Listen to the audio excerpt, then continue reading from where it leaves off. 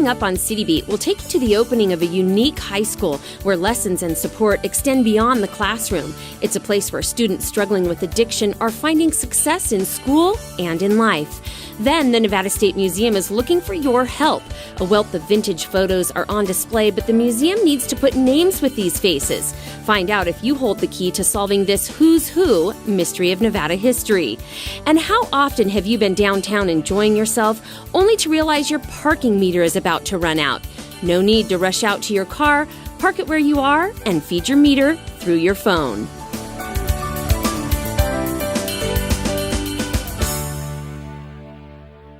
Hi, everyone, and welcome to City Beat. I'm Sue Levitt, and I'll be your host for this show while Nancy Byrne enjoys a little time off.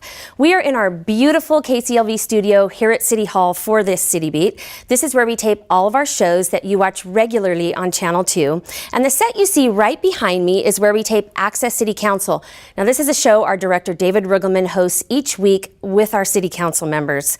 Well, we have a great show ahead for you, and we're going to begin by giving you a look at a brand new high school that just opened its doors this fall in the downtown area. It's called Mission High School, and it's not functioning like a regular school.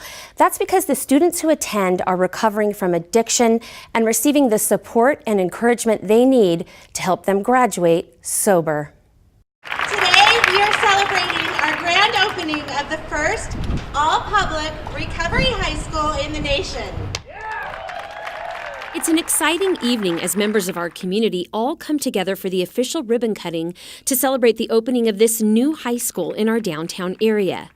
To have doors open for students for a choice to come into a different environment and help them get back on track to change their lives. Mission High School officially opened this fall for the 2017-18 school year. The school is completely focused on helping kids graduate while offering encouragement and assistance to students to overcome addiction.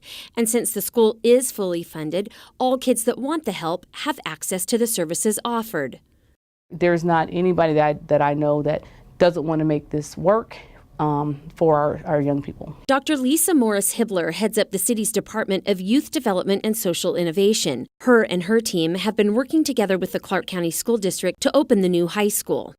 Students who have embraced their sobriety will be in an environment that will support their sobriety. It's an absolutely amazing thing. I mean, we have some issues here in our community. You know, so many of our kids are using drugs at such younger ages, and when the parents find out about it, you know, they do get them to treatment, but when they're done with treatment, where do they go? They go right back to the high school where they came from, where they have the same friends and they have the same problems. Judge Kearns is a big supporter of the new school. He's very active in the recovery community and has been running his youth offender court for about 6 years. Youth ages 18 to 24 that come before Judge Kearns with addiction issues are offered counseling and support instead of jail time. He hopes the new school will catch the kids before they end up in front of him. Kids that go to the program, we will see a significant change. The ones that go to the high school. The kids that graduate will see a significant change. Is that going to be enough to make an impact on the whole community? I don't know, but I know for some parents, it's their whole life. And to get one kid to not end up in front of me and to get their life together, I don't think you can ask for anything greater than that. The school currently has 21 students enrolled, and Bianca Burnett is one of these students. Back in August of this year, she dropped out of school, lost her job, and relied on drugs to get her through the day. She says she had no will to live, but today, after being enrolled in the recovery high school for just over 2 months, I'm no longer that person. I wake up with the motivation and willingness to take on the day, and I do not rely on a substance to get me through the day. Bianca is serving as the senior class president and on track to graduate and receive her high school diploma. Words cannot describe how thankful I am to be able to come to this school every single day and be a part of it. So as I say with that, I want to thank you guys for giving me a second chance at life. Along with the services offered on campus, kids will also receive support while not at school through the nonprofit group No Hero and Heroin. Joe Engel formed the organization and has been active in our recovery community after he lost his own son to a drug overdose. I'm just happy to play a small part, a small role. I mean, the state district and city all getting together to do this. I mean, if they're going to do it, then what say I? I mean, I better step up too. So I'm glad to play a small role of some part. Joe's organization will offer any services and support the kids will need outside of school. People need to understand these aren't bad kids, trying to get good. They're sick kids trying to get well. Our goal is to make it such a wonderful environment that kids just love it, and they want to stay there, and they know that it's a place where they can get the support and wraparound services that they need to be successful. This is not an easy path. We know that there are going to be struggles, but no path that is easy is worthwhile. We know that there are challenges that every student and every family member will face in the coming months and the coming years. But just know, as a district, the Board of Trustees and I are behind every one of you students and families and community members to ensure that we are making a difference for every student in every classroom, without exceptions and without excuses. Thank you so much. Have a great evening. The city has donated $100,000 to help the school get started, and part of the city's role is to help beautify the school by adding some murals, a school garden, and even a meditation room for the kids, just to add to the peaceful atmosphere and give the kids a good recovery environment. We will keep you posted on how this first class of students is doing. We are rooting for the kids, and we wish them much success. Well, 23 new fire recruits are celebrating success and joining Las Vegas Fire and Rescue after 26 weeks of intensive training. We have followed this class of recruits and have witnessed firsthand just how challenging it is to become a firefighter. And this academy only lost a few recruits, with almost everyone graduating. It is my pleasure to introduce Las Vegas Fire and Rescue Academy's Class 2017-2.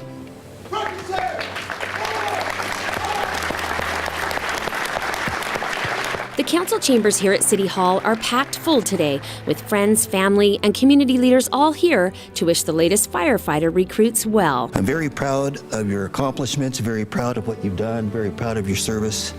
We're proud to serve the community with you. Congratulations and thank you. These recruits have made it and will begin a career with Las Vegas Fire and Rescue, but not without a lot of hard work and dedication.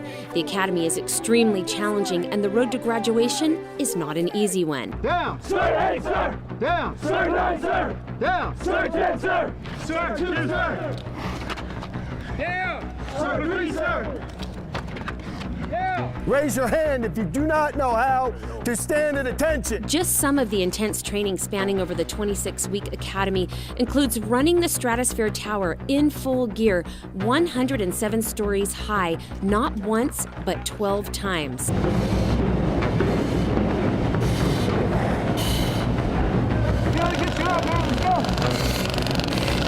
Live fire exercises in the flashover chamber.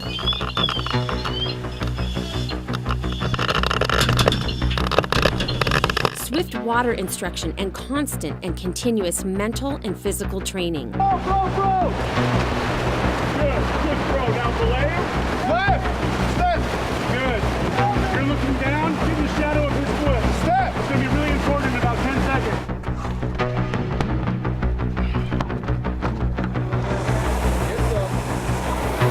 The academy, running grinders and doing towers and, getting beat down, you kind of think back to how successful am I going to feel when I get that badge pinned on me. Recruit Turner. Tribal feeling, this is something I've wanted for a very long time, something I've worked for a very long time, and I can't really put into words the emotions that are going through my head right now. The recruits choose Delina Kreiner, who happens to be the only woman in this graduating class, to speak on their behalf. 26 weeks ago, we showed up for different reasons. Our looks were different. Some of us were not quite there physically. Some of us were there physically, but not necessarily there mentally. And some of us had hair. Although we showed up for the different reasons, we had only one purpose in mind. We were all called to be servants. Servants to the city and our fellow members. An exciting day for the graduates who call themselves the record setters, ready to join the ranks of the Las Vegas Fire and Rescue Team. Record setters on me! Record setters on 3! 1, 2, 3! Record setters! The next academy will be starting up in January, and if you're interested in a career with Las Vegas Fire and Rescue, you can check out our website at lasvegasnevada.gov for more information. Well, we have a very giving community. We see it over and over again, whether it's donating food or funds to be sure our community has warm, nutritious meals, or simple cleanups at our city parks. On October 21st, a global business with a home base here in Las Vegas proved this really is home by rolling up their sleeves and giving of their time to improve one of our elementary schools in need. Nancy Byrne has more. The hearts, hands, time, and money you see hard at work here is courtesy of 450 TELUS International employees and some dedicated City of Las Vegas staffers as well. They were all here to spruce up Matt Kelly Elementary School. Matt Kelly is what we call here in Las Vegas a reinvent school, meaning it not only serves the students who attend the school, but their families and even those who just happen to live in the neighborhood. The Day of Giving culminated on this beautiful Saturday, but it's been in the works for many months. We started this process towards the end of last school year. We did multiple walkthroughs with a variety of people from our staff, from the City of Las Vegas, from TELUS International, identifying maybe some of the areas that we wanted to have a brand new face.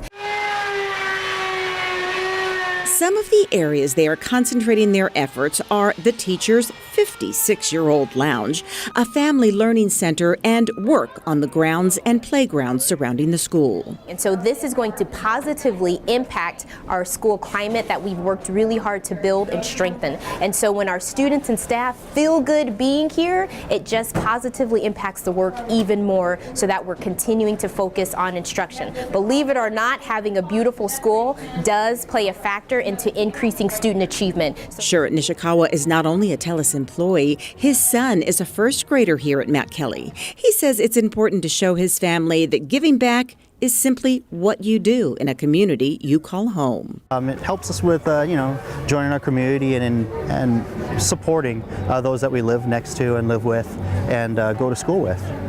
It is amazing what some paint and hard work can do to improve community pride, but those who work and attend Matt Kelly say as soon as the school hooked up with the City of Las Vegas and partners like TELUS, the appearance and the performance here rose hand in hand.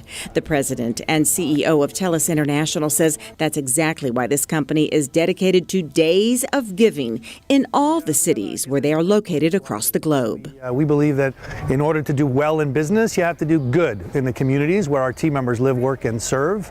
And the pinnacle of our philosophy of community giving is sort of emblematic in what we call our TELUS Days of Giving.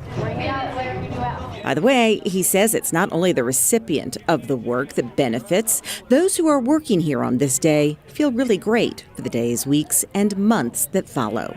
You come back to the office the day after one of these events, and our team members are smiling, and it's as if you have that same experience when they were in the playground helping to paint or beautify or improve the school or the schools or whatever the activity happened to have been that we worked together on the Saturday.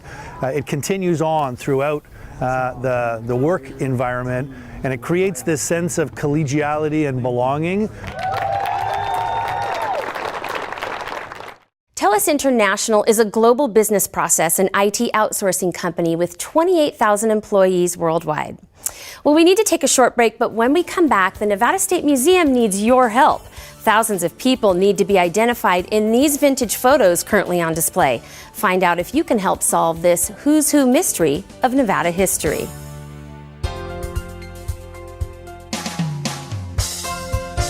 Congratulations to the City of Las Vegas Employee of the Month, Archie Reese. Archie is a community program specialist and has been with the city since 1998. He has grown our Doolittle Community Center Adult Basketball League into something really special. Knowing the city loves basketball, Archie has led the charge to get more teams involved in the Doolittle League. In recent years, the number of teams has grown from 138 to 181. Nearly 10,000 fans visit Doolittle every week to take in the games that feature schoolyard legends, former professionals, and young up-and-comers. Through his leadership, Doolittle has seen increased revenue of 4% every year over the last 3 years. This helps us fund many more programs for our residents.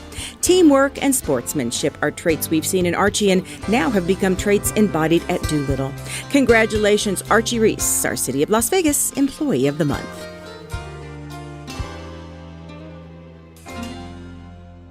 Welcome back to City Beat. If you love to take a dive into Las Vegas history, there's an exhibit in town that will not only grab your interest, but may even allow you to solve a mystery about Las Vegas's past. Our Melissa Dodon explains.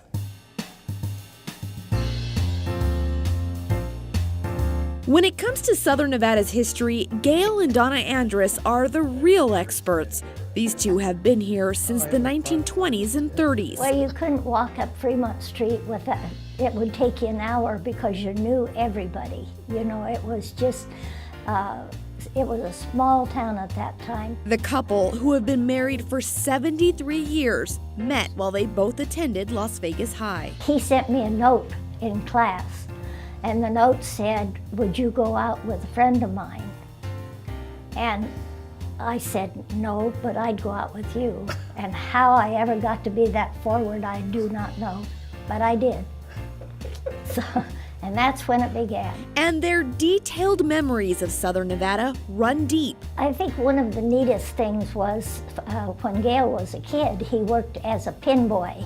The bowling alley was on Fremont Street, and what they did was set the pins after the balls came down, and his buddies would get up there and try to roll the ball so the pin would fly up to where he was sitting. It's these kinds of memories that allow the Andruses to help identify some people in these pictures. They knew the politicians, they knew the business people, they knew the entertainers. They knew Las Vegas's history because they lived it. And so they were able to look through our binders. And in a couple cases, he was like, "That's my uncle." Or he knew who people were because his family helped build the city and her family helped build the city. The photos are part of the Las Vegas lineup on display currently at the Nevada State Museum. It's a combination of photos from the Las Vegas News Bureau and the Nevada State Museum. Thousands of the people in these vintage photos need to be identified, everyone from celebrities to business owners. It's very possible somebody you know is in these photos. Archivist Kelly Lux was one of the masterminds behind this exhibit. As we are bringing our history, Las Vegas's history, into the community and asking community members to help preserve, help record, help make history happen. We bring photographs that don't have identifications. The people are not identified. In some cases, they may be 1 person out of 4.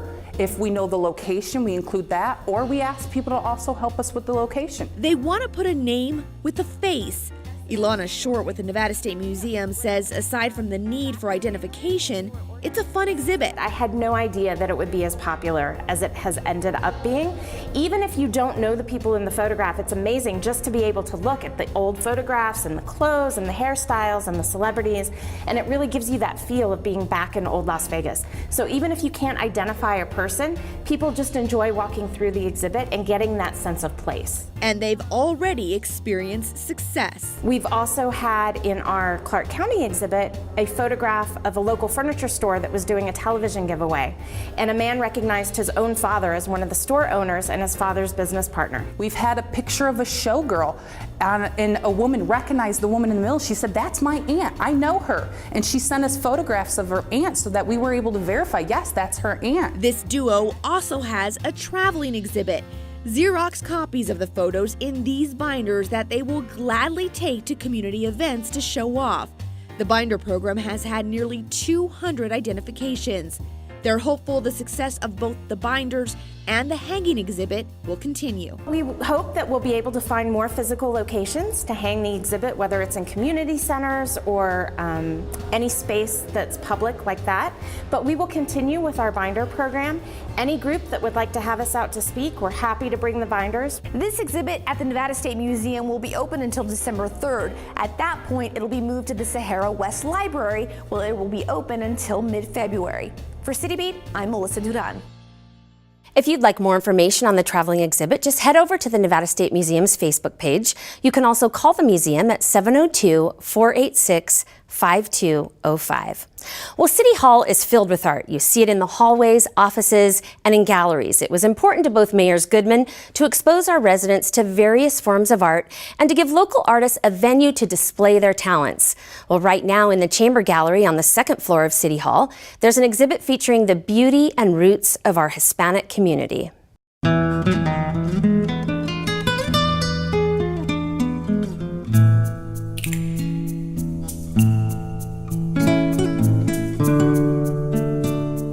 The exhibit is called Hispanic Cultures and explores the history and traditions of our Hispanic brothers and sisters.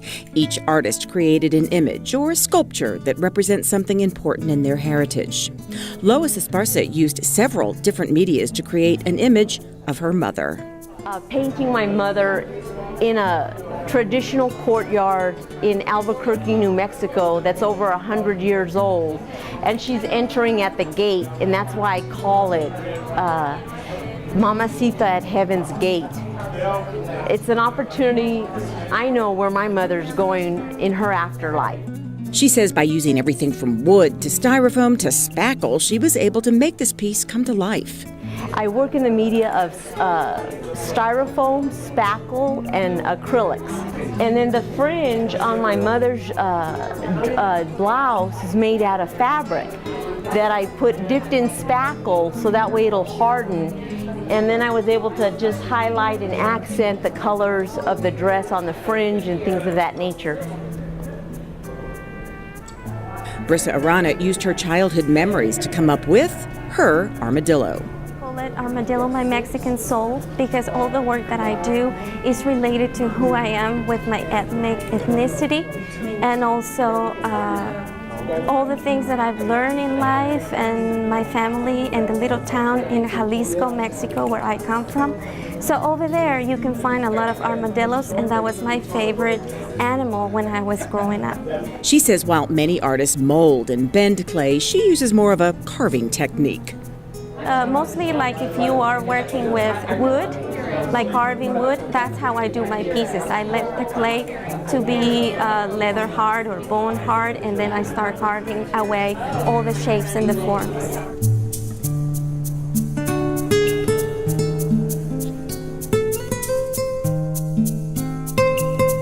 The artists we spoke with say an exhibit like this allows them to display their talent and their heritage.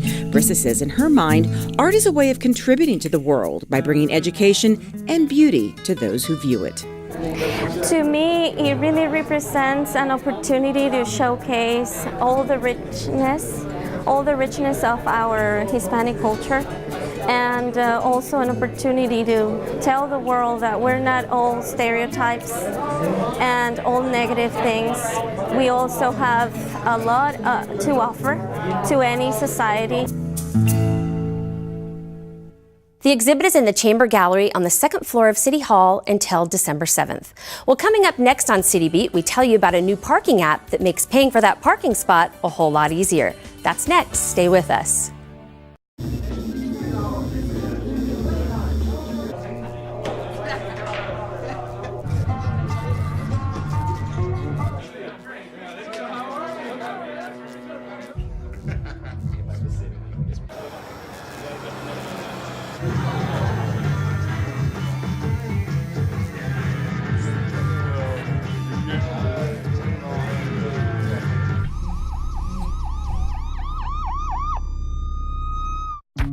People think I'm trash, but they're wrong. Today I'm just an aluminum can, but one day I could be a stadium.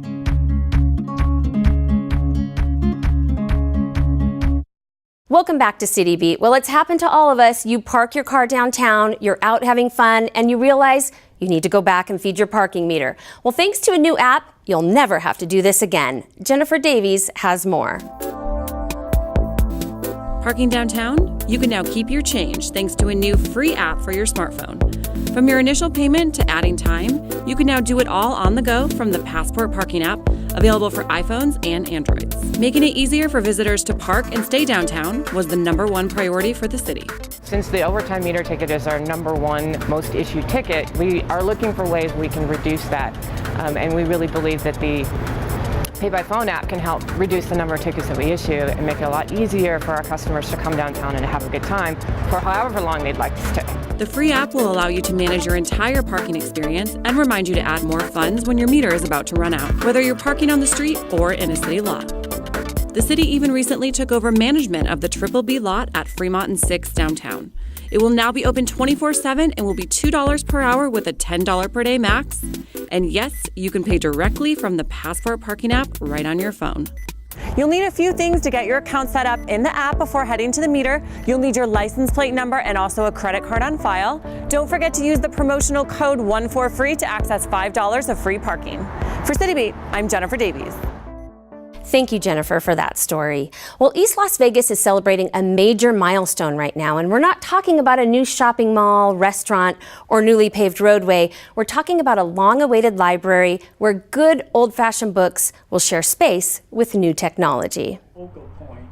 Like all groundbreakings, you see the community leaders who have had a hand in taking blueprints and artist conceptions and turning them into beautifully constructed buildings. City, county, and library district representatives were here, but taking center stage were students from Bracken, Lunt, and Sunrise Acres elementary schools.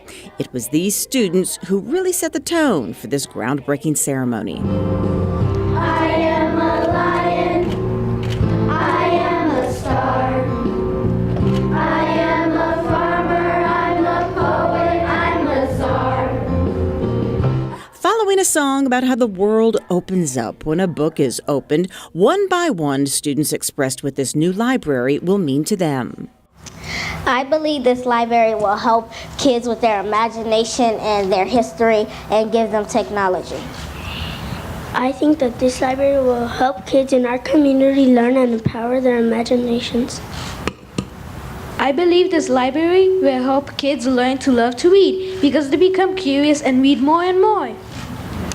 This library will help make a book a kid's best friend. The new library will offer resource centers with hands-on access to new technology and free Wi-Fi. And it will also offer shelves and shelves of books to enrich the lives of children and their families. Mayor Carolyn Goodman says this new facility, projected to open in the spring of 2019, cannot come soon enough for this community. This is going to be the greatest gathering place of families and people who are good people, who want to go ahead and see this community and Las Vegas and Nevada and the United States be a beacon. Councilman Bob Coffin, who represents this Ward 3 area of the city, says he is pleased not only to see new development here, but development that will educate and unite those who live here. We have to protect our core. We have to make things safe here. We have to invest, just as investments were made in the west side of town. So coming back to the part of town where I grew up, Huntridge confidentially, it nevertheless meant that we have to do now what we didn't do for a generation, and that's to reinvest. 1, 2, 3, go! Go!